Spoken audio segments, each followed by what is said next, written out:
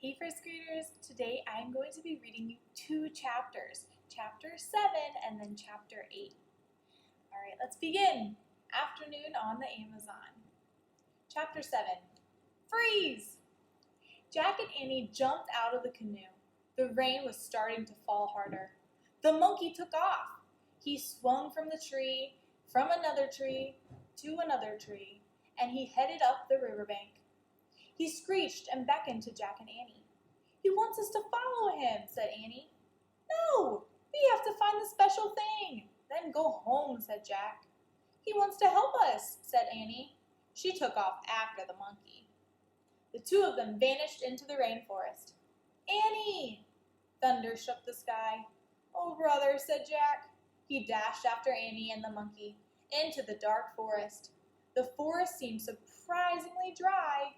Jack looked up. It was still raining, but the tree tops acted like a huge umbrella. "Annie!" called Jack. "Jack! Jack!" cried Annie. "Where are you?" "Here!" Jack hurried in the direction of Annie's voice. Soon he found the monkey. He was screeching and swinging from a tree. Annie was kneeling on the forest floor. She was playing with an animal that looked like a giant kitten. "What's that?" Jack said. "I don't know, but I love it," said Annie. Annie batted the animal's paws. It had gold fur and black spots. "I'd better find out what it is," said Jack. He pulled out the rainforest book and flipped through it. "Aw, it's so cute," said Annie. Jack found a picture of an animal with a gold fur and black spots. He read, "Before I tell you what it is, do you have a prediction of what type of animal it is?" Gold fur and black spots. The jaguar is the biggest predator, a good science word, in the Western Hemisphere. "Forget cute," Jack said. "That must be a baby jaguar. It's going to grow up and be the biggest predator in the..." "What's a predator?" asked Annie. Grrr! There was a terrible growl. Jack whirled around. Uh-oh. What do you think the grrr is? Can you see the picture? Annie's playing with the cute little jaguar, but in the distance, Mommy is coming. The mother jaguar was coming out from behind a tree. She was creeping over the dead leaves right towards Annie.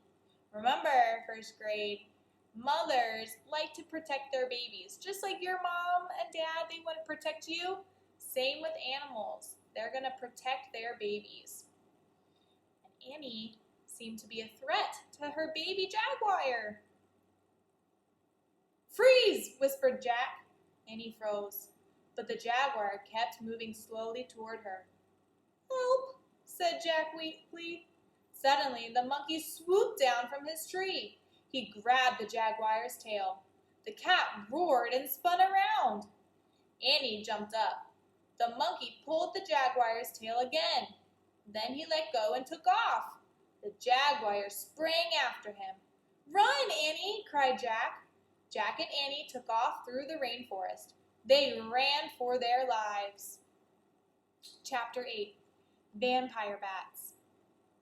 "Wait," said Jack, panting. "I think we got away." Jack and Annie stopped running and caught their breath. "Where are we?" asked Jack. "Where's the monkey?" said Annie, looking back at the forest. "Do you think the jaguar caught him?" "No, monkeys are fast," said Jack.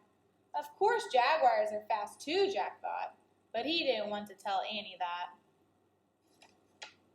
"I hope he's okay," said Annie. Squeak! Peanut peeked out of Annie's pocket. "Peanut, I almost forgot about you," said Annie. "Are you okay?" The mouse just stared at Annie with her big eyes. "She looks scared," said Jack. "Poor Peanut." "Poor monkey," said Annie. She looked around at the forest. "We'd better check the book," Jack said. He pulled out the book. He turned the pages, searching for help. He stopped at a picture of a scary creature. "Oh man, what's this?" he said. Jack read the writing below the picture. It said, can you read it, first grade?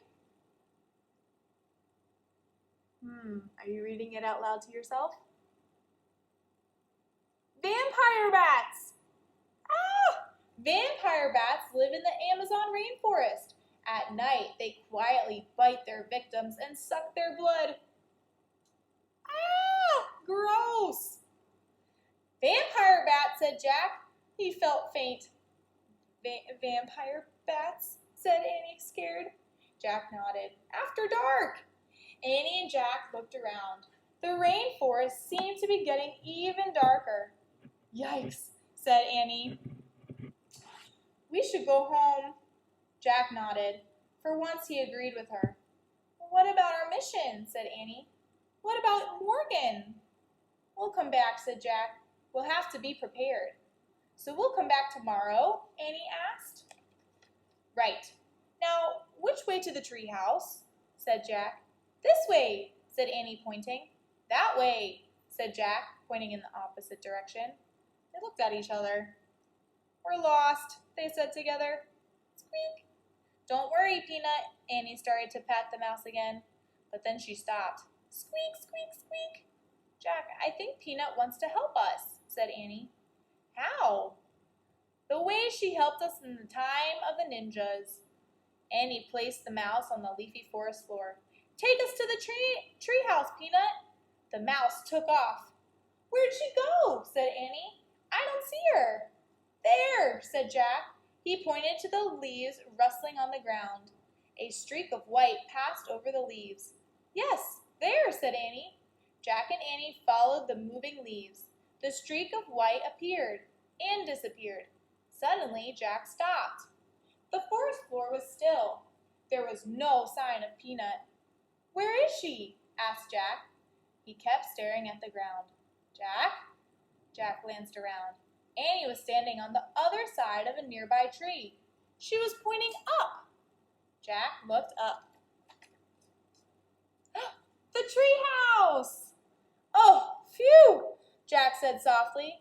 She saved us again, said Annie. She's running up the ladder, all by herself. Look! Running up the ladder was Peanut. She was climbing up the ropes. Let's go, Jack said. Annie started up the ladder, then Jack. They followed Peanut all the way to the canopy of the rainforest.